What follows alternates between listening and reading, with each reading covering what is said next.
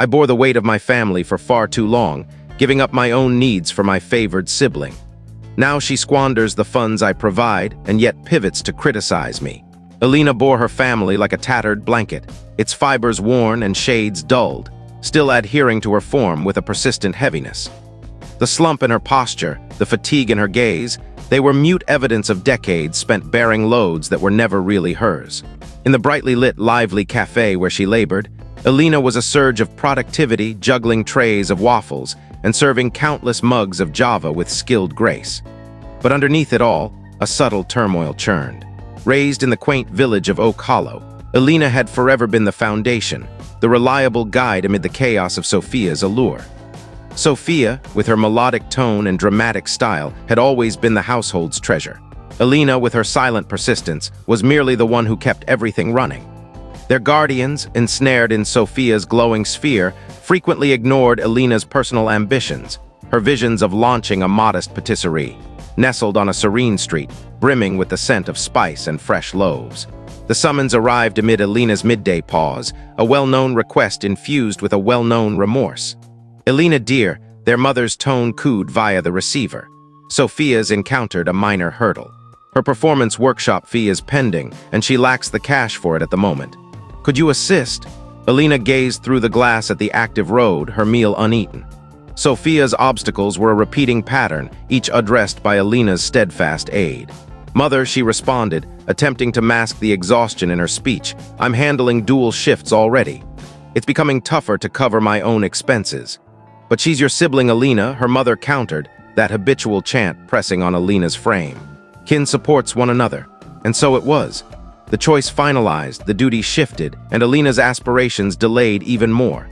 7 days on, Alina, as she balanced her financial records, uncovered a string of lavish buys by Sophia, a luxury purse, a short vacation, all backed by Alina's contributions. A chill fury bubbled inside her, a bitterness she'd suppressed for ages. That evening, rest evaded her. She shifted restlessly, the pressure of her kin weighing upon her. When would it cease? When would they halt demanding?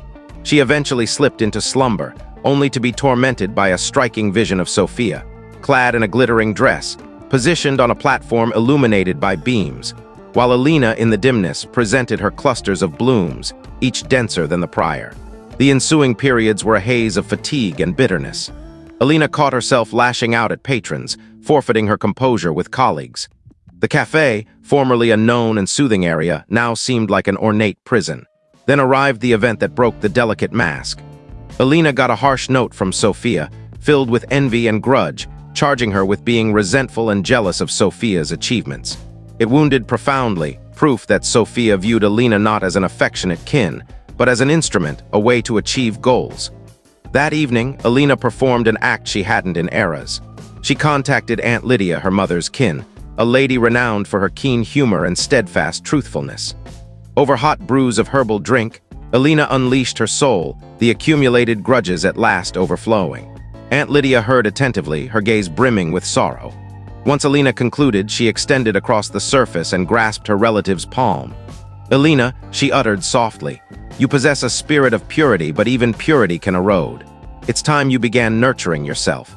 Her phrases echoed profoundly in Alina, an affirmation she urgently required. The online forum revision. For the initial occasion in ages, Alina resolved to assume control. She settled and composed a note in an online forum that resonated with her after exploring. Sibling bonds, WIBTA, WIBTA, for halting financial aid to my sibling after years of aiding her. I, 32 woman, have been aiding my junior sibling, Sophia, 28 woman, for ages. She's an emerging performer and endlessly requires funds for drama sessions, portraits, and such. I manage 2 positions to assist her. I've constantly sensed compelled to aid, since our guardians prefer her and induce remorse if I refuse.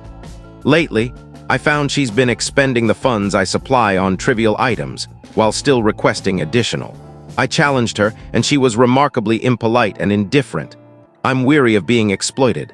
I desire to concentrate on my personal visions, but I sense remorseful for severing her. WIBTA for favoring myself at last. The replies surged forth, a flood of encouragement and confirmation. Numerous recounted akin tales of kin interactions, of being the dependable one, the one who perpetually contributed. The dominant agreement was evident. Alina was not the wrongdoer. Motivated by the forum remarks, Alina reached a resolution. She notified her guardians, kindly yet resolutely, that she would cease offering monetary help to Sophia. She prepared for the reaction, for the habitual remorse inducements and charges. The tempest arrived, as anticipated. Her mother labeled her as self-centered and unhelpful. Her father, unusually ending his quietude, scolded her for forsaking her sibling during her necessity. "I'm not forsaking her," Alina stated, her tone quivering but steadfast. "I'm simply opting to nurture myself for once." She ended the call, her fingers shaking. The known remorse eroded her, but below it, a spark of resistance kindled. She secured employment via the platform Jigster, a hub for miscellaneous tasks and assignments. She utilized her income to enroll in a management course at the nearby institute. As she persisted there, she uncovered fresh assets and wellsprings of motivation. That evening, she got a sequence of furious, blaming notes from Sophia. "How dare you inflict this on me?" One note stated, "You're destroying my existence." Alina gazed at the notes, the known pang of remorse emerging inside her. She shut her lids, inhaled deeply, and then executed something she never imagined possible. She erased the notes and powered down her device. For the first instance in eras, she experienced a feeling of tranquility, a subtle power that had been concealed under strata of duty and grudge. The subsequent forum revision, "I severed my sibling, and my kin is enraged, but I'm beginning to sense liberated. Hello forum, I wish to express gratitude to all for their incredible backing on my prior entry. It provided me the bravery to ultimately halt aiding my sibling monetarily. As foreseen, my kin is displeased. They've been overwhelming me with communications and messages, charging me with being egotistical and wrecking my sibling's existence. It's been extraordinarily challenging, but I'm maintaining my stance. I'm at last favoring myself and my personal visions. It seems frightening, but also remarkably freeing. Gratitude for assisting me discover my expression." Marcus was a regular visitor at the cafe, a nearby creator with a gentle grin and a sharp vision. He had observed the shift in Alina, the subtle power that now emanated from her. He extended companionship, an attentive listener, and steadfast backing. One midday, Marcus visited the cafe with a tiny artwork, a lively portrayal of the cafe's facade, enveloped in the soft radiance of the descending sun. "I desired to present this to you," he uttered, offering Alina the artwork. "I've been eager to produce a picture for you so you'll always recall what has moved your spirit." Alina gazed at the artwork, her soul expanding with feeling. It was beyond merely an image. It was an endorsement of her value, a cue that she was noticed, esteemed, and cherished for her essence, not for what she could offer. The succeeding periods were a path of self-exploration and recovery. Alina devoted her leisure to participating in the management courses, examining recipe volumes, and outlining concepts for her ideal patisserie.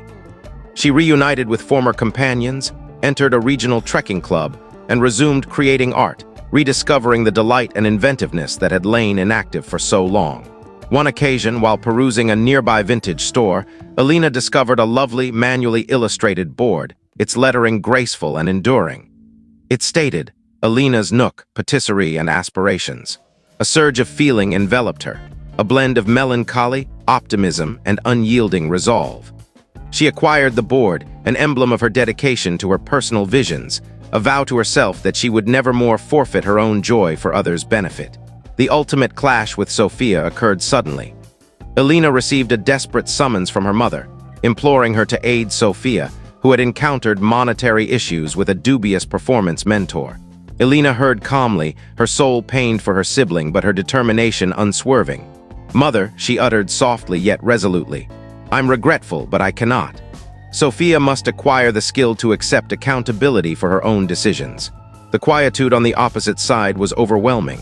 Then her mother disconnected, the last strand of duty cut. That evening, Alina got a note from Sophia. "I despise you," it stated. "You've demolished all." Alina gazed at the note, the known pang of remorse emerging inside her. She shut her lids, inhaled deeply, and then, with a feeling of conclusiveness, restricted Sophia's contact. The history with its pressures and duties was at last in the rear. She was liberated, the patisserie vision. Alina immersed herself in her labor at the cafe, preserving every cent possible. She analyzed enterprise strategies, surveyed sites, and refined her formulas. Marcus turned into her informal consultant, providing his creative perspective and steadfast backing. One windy fall afternoon, Ibne finalized the rental on a tiny, modest shopfront on a serene edge of Oak Hollow. It wasn't grand, but it belonged to her. A clean slate on which to craft her vision. With assistance from Marcus and several intimate allies, Ibne converted the area into a snug retreat, replete with cozy tones, welcoming scents, and crafted details. Ages later, Ibne's nook patisserie and aspirations evolved into a cherished element in Oak Hollow, a spot where residents assembled to relish Ibne's tasty confections, drink hot mugs of Java, and exchange tailies with a kind-spirited proprietor. It bestowed a feeling of subtle assurance. She discovered the vitality to embrace existence and offer motivation to others through her gastronomic creations and compassionate nature. It assisted her in discovering romance and serenity. One bright midday, as Ibne organized a showcase of newly prepared lavender-scented treats, the chime over the entrance rang. A lady entered, her features marked by time and sorrow, but her gaze still retaining a glimmer of Sophia's young vitality. It was her mother. They remained mute for an instant, the burden of decades suspended densely among them. Then her mother advanced, her tone quivering. "Ibne," she uttered, "I merely wish to convey I'm pleased with you, and I'm apologetic." For all Ibne's spirit mellowed, a tide of pardon enveloping her. "It's fine, mother," she responded, her tone imbued with a subtle elegance. "It's all behind us." Her mother grinned, a sincere, soulful grin. "May I sample one of those lavender treats?" she inquired. Ibne mirrored the grin. "Certainly," she responded, presenting her mother a treat. "They're my preferred." As her mother relished the subtle taste, Ibne surveyed her patisserie, her soul expanding with appreciation. She had constructed this, stone by stone, vision by vision, from the remnants of her history. Online entry wrap-up ultimate revision. "My existence is altered since I escaped, and it was incredible." Hey, online community. So, updates for those tracking my narrative. Allow me to share what's occurring with me following my inquiry for the Times on the platform. Circumstances were quite difficult temporarily, but escaping from my siblings' demands and my guardian's demands was the finest action I could have taken. Here I stand with Ibne's nook that grants me tranquility and joy and a fresh partnership. Here's the state of my patisserie currently. I recently returned from my kin, and after such duration and separation, matters were worthwhile. But I appreciate those who tracked me. Thanks once more. Ibne's nook, afterward ages afterward, Ibne reclined on the veranda of her modest patisserie, observing the dusk color the heavens in tones of lavender and amber. Marcus reclined next to her, his palms softly placed on hers. Sophia, she had discovered, had ultimately secured her position, serving as a theater instructor at a nearby secondary institution, imparting her enthusiasm to a fresh cohort. They didn't encounter frequently, but there existed a subtle comprehension between them, a delicate harmony that had ultimately established. Ibne shut her lids, inhaling the pleasant aroma of lavenders, and a feeling of satisfaction enveloped her. She had sustained the burden of her kin for such duration, but now she was unbound to sustain her personal visions, her personal expectations, her personal bliss. And that, she realized, was a burden deserving of endurance. That's everything she desired to comprehend, and to recollect the instances that aided her in reaching this stage in her existence. A fresh romance, a kin, and companions to treasure, with all this in her spirit and thoughts. She might have led a serene existence after all that transpired, but ultimately she shattered through, with the individuals who had injured her, and she now grasped why the fracture point was essential for the strides she would advance.